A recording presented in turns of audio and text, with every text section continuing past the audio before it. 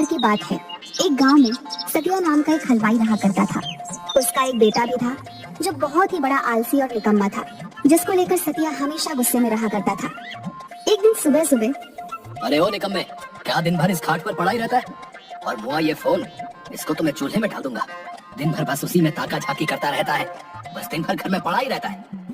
ये लीजिए, चाय पी लीजिए। अरे माँ, इन्हें चाय नहीं, थोड़ा ठंडा शरबत दीजिए तो शायद दिमाग ठंडा होगा। माँ हंसी दबाती है। अपने इस लाड साहब को कहो कि चलकर दुकान पर मेरा हाथ बटाए। बाबू, दुकान कितनी दूर है, मैं चलकर कैसे जाऊंगा? अरे नहीं नहीं लाड साहब, आप चलकर कैसे जाएंगे? आपके पैर खराब हो जाएंगे।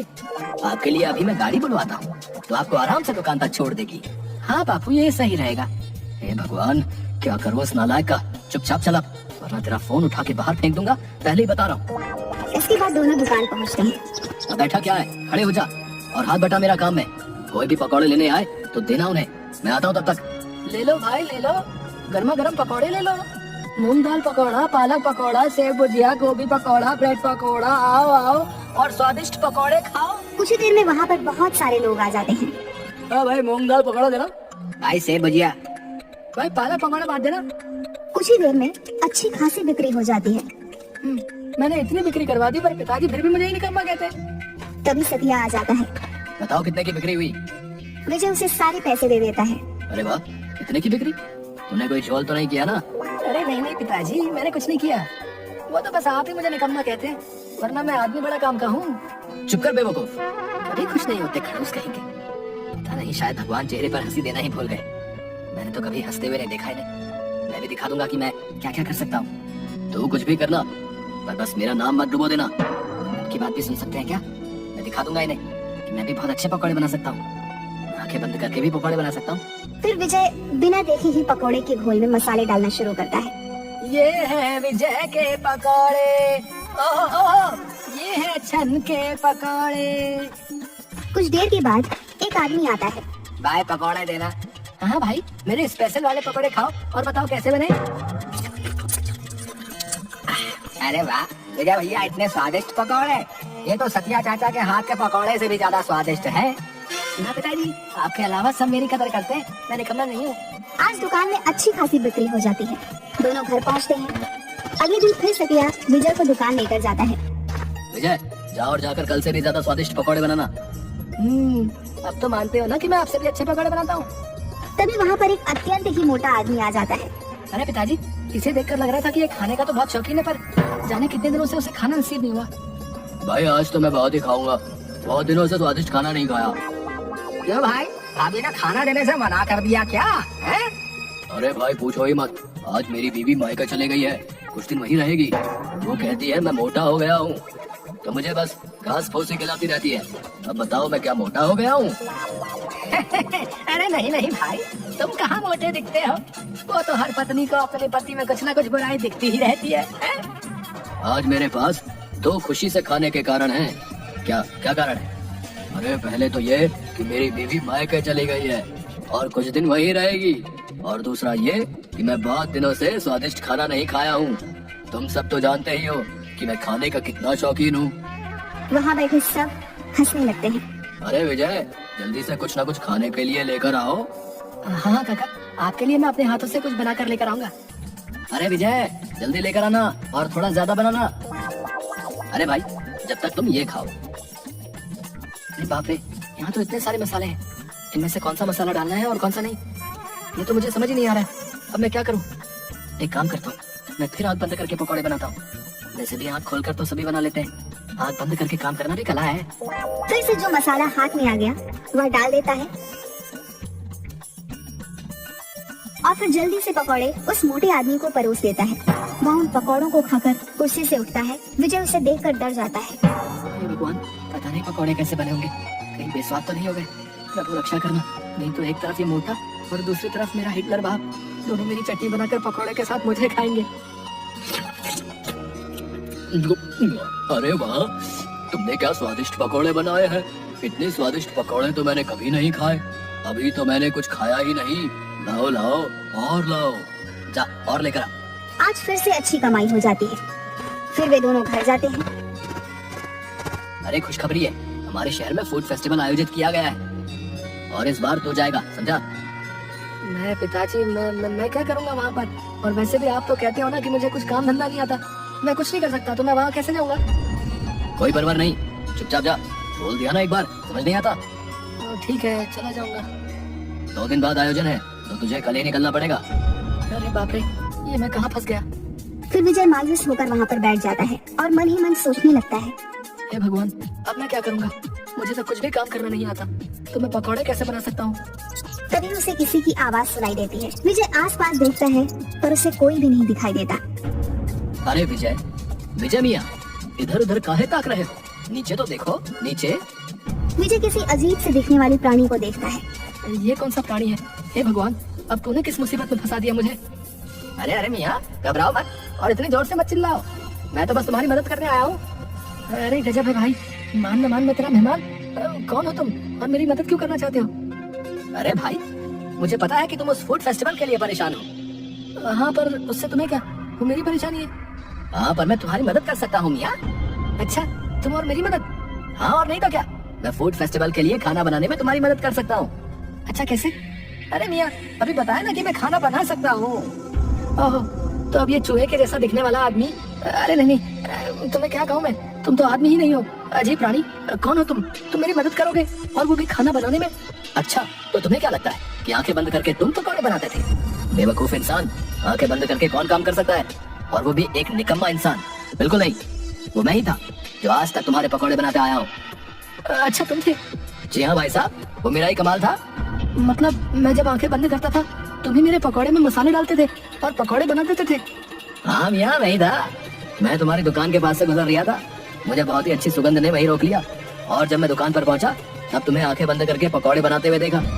सच बताओ तो मैं बहुत ही हंसा, पर फिर मैंने तुम्हारी मदद कर दी। अच्छा, तभी मैं सोचूं कि मैं ऐसा कैसे कर सकता हूँ। अच्छा छुटंगी, तुम तो बड़े कमाल के निकले यार। तुम्हारा नाम क्या है छुटंगी? प्रेम नाम है मेरा। नाम तो सुना ही होगा। ड्रामा नहीं, सच में बोलो ना। अरे यार, कुछ भी रख दो, वैसे भी हमारे यहाँ तो नाम वाम की कोई जरूरत नहीं होती। तुझे जरूरत पड़ेगी तो तू ही रख ले, जो तेरा मन करे। तुम्हारा नाम? हाँ, इतने पिद्दू से हो और छोटे से भी तो तुम्हारा नाम छुटंकी। छुटंकी छुटंकी छुटंकी, अरे मियाँ क्या नाम दिया हो तुम मुझको। I love this name. हाँ, पर एक बात बताओ, चूहे सा मुंह, पंख, बड़े बड़े कान और ऐसी अजीब से दिखने वाले हो तुम, कहाँ से आए हो तुम, कौन सी दुनिया से? मेरी दुनिया अलग है और बहुत दूर भी। हम हर साल यहाँ घूमने के लिए आते हैं, कुछ दिनों में चले जाएंगे। अब चलो सो जाओ, कल जाना भी है ना हमें फूड फेस्टिवल में। अरे हाँ, मैं तो भूल ही गया था। अगले दिन विजय फूड फेस्टिवल के लिए निकल जाता है। हे देवी माँ, रक्षा करना, साथ देना मेरा। विजय देवी माँ का नाम लेकर शुरू हो जाता है। तभी एक गोरी मैम विजय के स्टोर के सामने आकर खड़ी हो जाती है। विजय उसे पकोड़े देता है। What a fantastic food! How delicious is this? हे माता रानी, ये गोरी मैम मुझे अंग्रेजी में क्या गिटर पिटर कर रही है, जाने क्या क्या गालियाँ दे रही है। छुटंकी जोर जोर से हंसने लगता है। वह उसकी और भी साथियों को बुला लेती है। Hey, come here and taste this. What a delicious food! अरे मैडम जी, अगर अच्छा ना लगा हो तो मत खाइएगा, पर ऐसे अंग्रेजी में गाली तो मत दीजिए। और इन सबको क्यों बुला रही हैं? मैं आपके हाथ जोड़ता हूँ, मुझे जाने दीजिए, मुझे मार नहीं खानी। Please serve us too. Please serve us too. Please serve us too. अरे मुझे माफ कर दीजिए, अगर अच्छा ना लगा हो तो मत खाइए, मैं पैसे भी नहीं मांगूंगा, पर मुझे छोड़ दीजिए, मैं आपके सामने हाथ जोड़ता हूँ, मुझे छोड़ दीजिए। अरे मियाँ, ये तुम्हें मारने नहीं आए हैं, इन्हें हमारे पकौड़े बहुत अच्छे लगे, वो तुमसे पकौड़े मांग रहे हैं। क्या मतलब ये मुझे मारने नहीं आए हैं, ये पकौड़े खाने आए हैं। हाँ, अरे हाँ भैया, मारेंगे नहीं तुम्हें। विजय सबको पकौड़े देता है, उसकी अच्छी खासी कमाई हो जाती है। इसके बाद वह और भी ज्यादा फेमस हो जाता है। अगले दिन विजय के पकौड़ों की इतनी तारीफ सुनकर विजय की दुकान पर मंत्री जी पहुंच जाते हैं। भाई सत्या, मैंने तुम्हारी दुकान की बहुत ही तारीफ सुनी है, भाई मुझे भी तो तुम्हारे हाथ के पकौड़े खिलाओ। हाँ मंत्री साहब, अभी लेकर आता हूँ। अरे पिताजी, आप बाहर जाइए। क्यों? अरे अगर आप बाहर नहीं जाएंगे तो मैं पकौड़े कैसे बनाऊंगा? क्यों, मैंने तेरे हाथ पकड़ रखे हैं क्या? अरे नहीं, हाथ नहीं पकड़ रखे तो क्या, अगर आप नहीं जाएंगे तो वो कैसे आएगा? वो कौन आएगा? किसकी बात कर रहा है तू? अरे पिताजी, ये इतने दिनों से ये पकौड़े की सब तारीफ कर रहे हैं, ये दरअसल मैं नहीं बनाता। नालायक निकम्मे, फिर कौन बनाता है? तू तब से हमारी आंखों में धूल झोंक रहा था। अरे नहीं पिताजी, मेरा ये मतलब नहीं था। फिर क्या मतलब है? अरे मेरा मतलब है कि मैं पकौड़े बनाता हूँ तब देवी माँ आती है, और वही ये सब उन्हीं का कमाल है। अरे दादा रे, अच्छा मेरे आलसी निकम्मे बेटे पर माता रानी का आशीर्वाद है। चुप रे बेवकूफ, जा और जाकर जल्दी से मंत्री जी के लिए पकौड़े बना कर लेकर आ। दूसरी ओर गुलाटी गांव के मुखिया के पास पहुंच जाता है। पटेल साहब गजब हो गया, एक बहुत चौंका देने वाली खबर लेकर आया हूँ आज तो मैं। क्या खबर लाए हो जल्दी बताओ। अरे पटेल साहब, मुझे अपना विजय है ना, अरे हाँ उसके पकौड़े के तो बहुत ही चर्चे हैं आजकल। हाँ मैं उसी के बारे में बात कर रहा हूँ। पटेल साहब आपको पता है उसके ऊपर देवी माँ का हाथ है। अच्छा मतलब हमारे गाँव पर देवी माँ का आशीर्वाद है। जाओ जाकर विजय और पूरे गाँव को बरगद के पेड़ के नीचे जमा होने को कहो। अरे विजय भैया, विजय भैया, विजय भैया, अरे गुलाटी मुझे कैसे याद किया। अरे विजय है, मैंने नहीं, मुखिया जी ने याद किया तुमको। चलिए चलिए। देखा बाबू, आप मुझे निकम्मा बेवकूफ कहते हो पर देखो मेरी पहुंच, मुखिया जी ने खास तौर पर मुझे बुलाया है। चल छुटंकी तू भी चल। अरे हाँ मियाँ चलते हैं और चलकर देखते हैं आखिर माजरा क्या है। कुछ ही देर में सब गांव वाले बरगद के पेड़ के नीचे जमा हो जाते हैं। अरे गांव वालों, मुझे अपने सूत्रों से पता चला है कि हमारे गांव पर देवी माँ की कृपा है। देवी माँ की कृपा?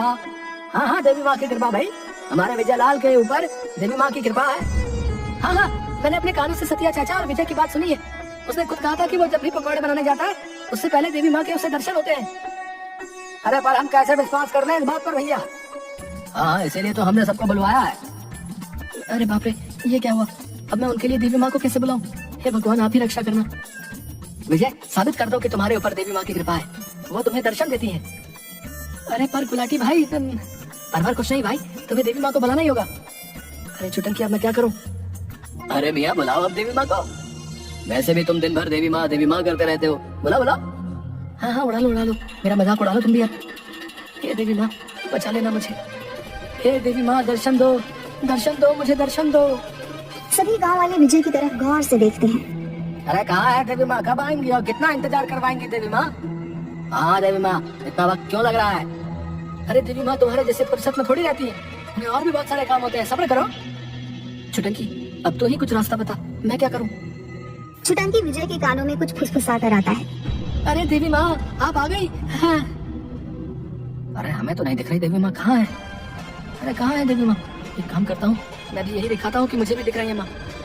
अरे तुम जैसे पापियों को देवी माँ दर्शन नहीं देंगी, पापी कहीं के। अरे देवी माँ आपने दर्शन दिए, हम तो धन्य हो गए। अरे ये क्या हुआ, गुलाटी इसे कैसे कुछ भी दिखाई दे रहा है। अरे नहीं मैं पापी नहीं हूँ, मुझे भी देवी माँ ने दर्शन दिया भाई। अरे हाँ मुझे भी देवी माँ दिखाई दे रही है भाई। विजय तुझ पर तो सच में देवी माँ प्रसन्न है। धीरे धीरे सभी गांव वालों को देवी माँ ने दर्शन दिया। अरे पर देवी माँ कहाँ क्या आपको देवी माँ नहीं दिख रही। पूरे गांव को दर्शन दिए देवी माँ ने पर आपको नहीं, मतलब आप। अरे नहीं देवी माँ मुझे आशीर्वाद दीजिए और सदा अपना आशीर्वाद इस गांव पर बनाए रखना। विजय और छुटंकी एक तरफ होकर हंसने लगे। अरे देखो इन सबको कैसे बेवकूफों की तरह मेरी बातों पर विश्वास कर रहे हैं। अरे विजय मियाँ अब जाओ और जाकर इन्हें सच बता दो कि तुम्हें कोई देवी माँ दर्शन नहीं देती। शाबाश विजय, तूने मेरा सिर गर्व से ऊंचा कर दिया। तू मेरा निकम्मा बेटा नहीं, तू मेरा लायक बेटा है। अरे सूरज आज पूरब की जगह पश्चिम से कैसे निकल आया। अब चलो दुकान पर और आप सभी अपने अपने घर जाइए और अपने कामों में लगिए। अच्छा विजय मियाँ अब मुझे भी चलना चाहिए, मैं तो यहाँ छुट्टियाँ मनाने आया था, मेरा काम हो गया। क्या तुम जा रहे हो और मेरी मदद कौन करेगा। विजय अब तुम्हें ये सब कुछ करना होगा और वैसे भी मेरे साथ रहकर तुम भी मेरे जैसे पकौड़े बनाने सीख गए हो। छुटंकी मुझे तुम्हारी बहुत याद आएगी। अलविदा दोस्त।